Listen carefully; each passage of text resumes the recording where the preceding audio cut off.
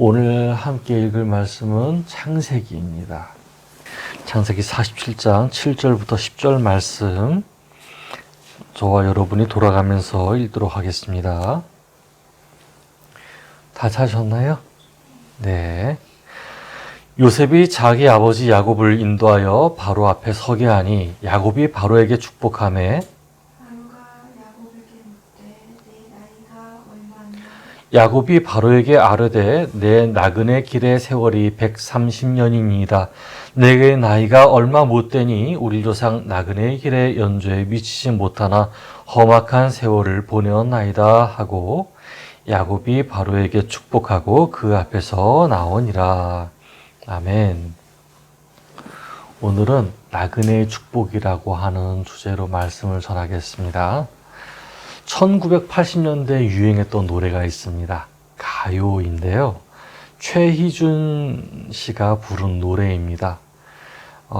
그 노래 제목은 바로 이거였습니다. 인생은 나그네 길이라는 곡입니다. 제가 그 소절을 읽어볼게요.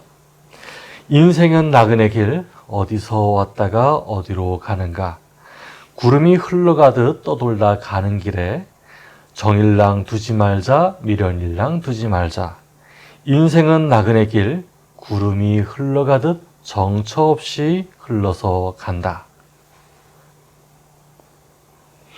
나그네 하면 어떤 느낌이 듭니까? 머무른 곳도 없고 바람 같고 흐르는 물과 같습니다. 외롭기도 하고 마치 어떤 뚜렷한 형태가 없어서 바스러지는 것 같은 느낌입니다.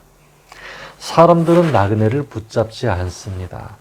또 붙잡을 수도 없습니다. 한 지역이나 정해진 공간 안에 남아있는 사람이 아니다 보니까 그 사람의 주소를 제대로 알 수도 없고요. 그 사람의 인생을 아는 사람도 없습니다. 외모는 어떠할까요?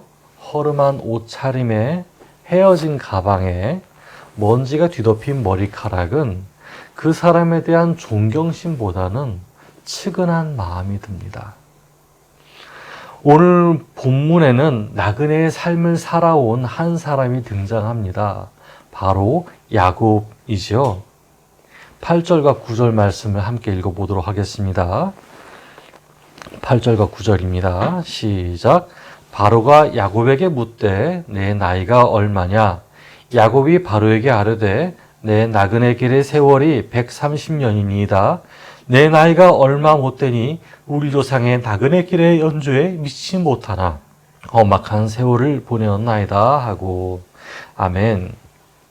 야곱은 조상 대대로 유목을 했습니다. 유목이란 단어를 사전에서 찾아봤어요. 그랬더니 이렇게 쓰여 있었습니다.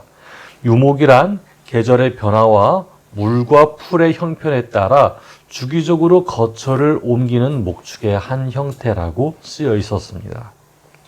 유목, 즉 당시의 목축업은 가축에게 먹일 풀을 찾아다니는 곳이었습니다. 그게 일상이었어요. 풀이 나는 지역에 거기에 이제 거주하고 천막을 치고 양과 소, 당나귀들을 풀어놓습니다.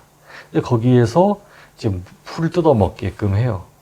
그런데 그 풀이 이제 다 없어지고 계절이 바뀌게 되면은 야, 우리 풀 있는 곳을 또 다시 찾아가자. 이 양과 소들에게 먹을 것이 없다. 그러면서 이렇게 애들을 또 끌고 다니면서 풀과 물이 있는 곳을 찾아다닙니다.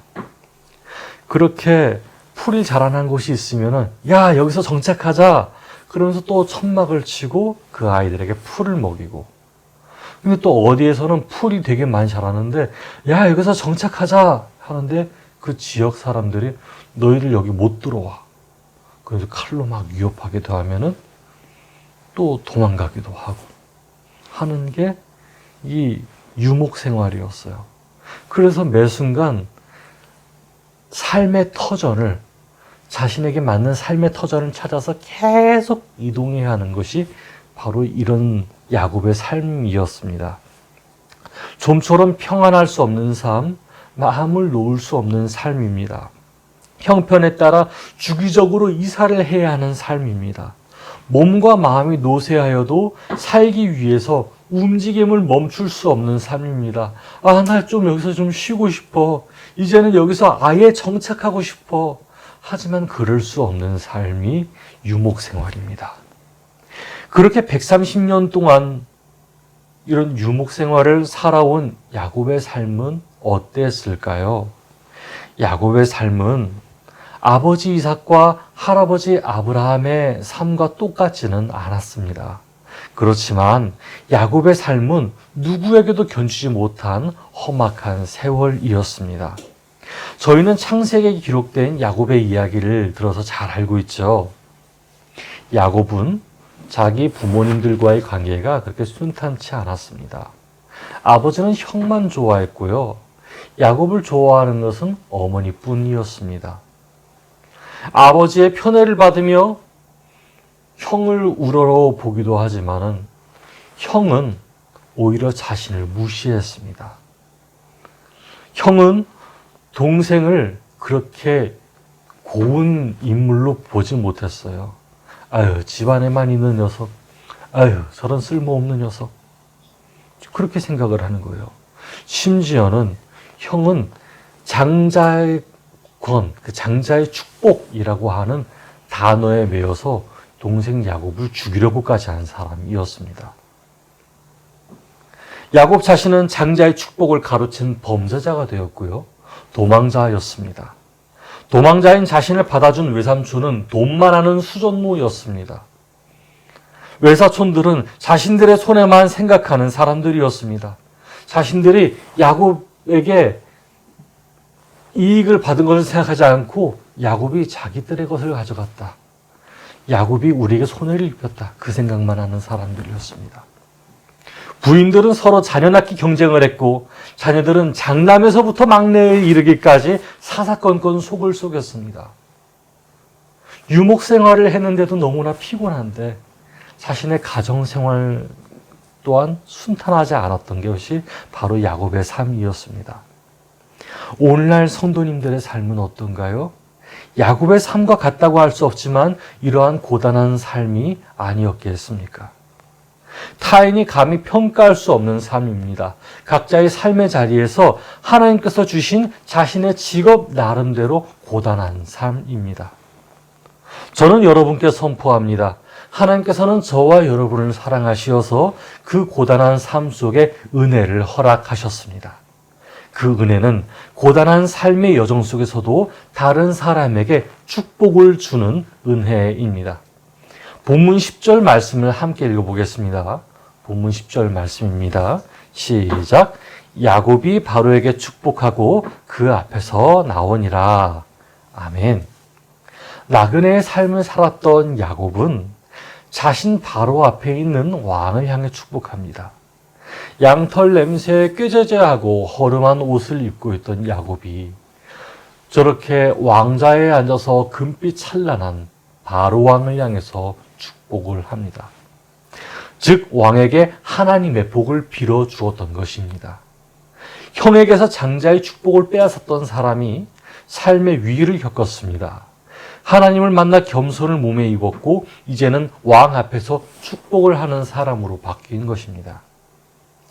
여러분, 우리네 인생은 야곱과 같이 나그네의 인생입니다. 야곱처럼 한 시대를 사는 것이 허락된 인생입니다.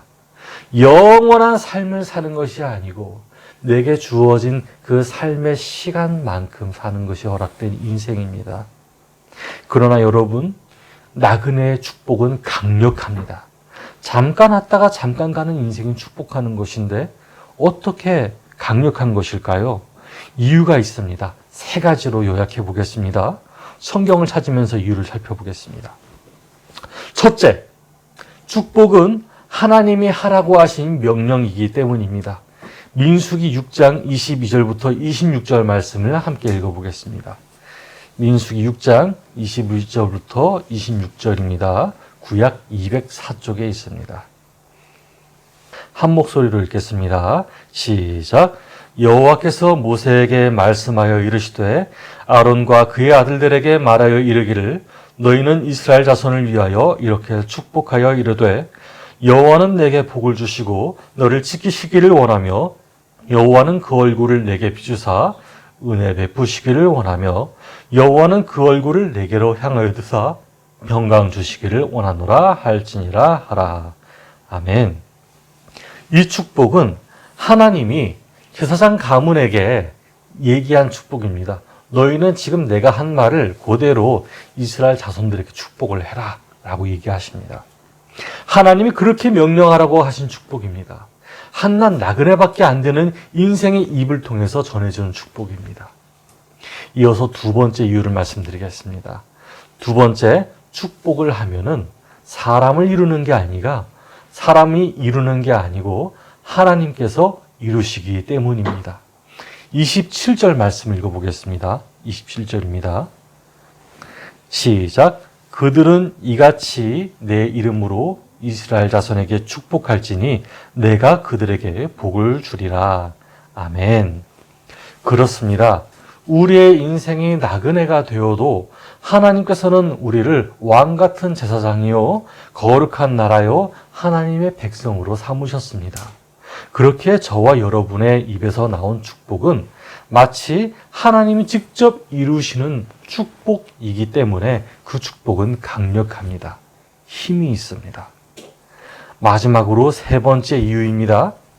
셋째, 축복을 통해서 그리스도의 성찬을 기억하기 때문입니다. 이제 마지막을 찾아볼 텐데요. 마가복음입니다.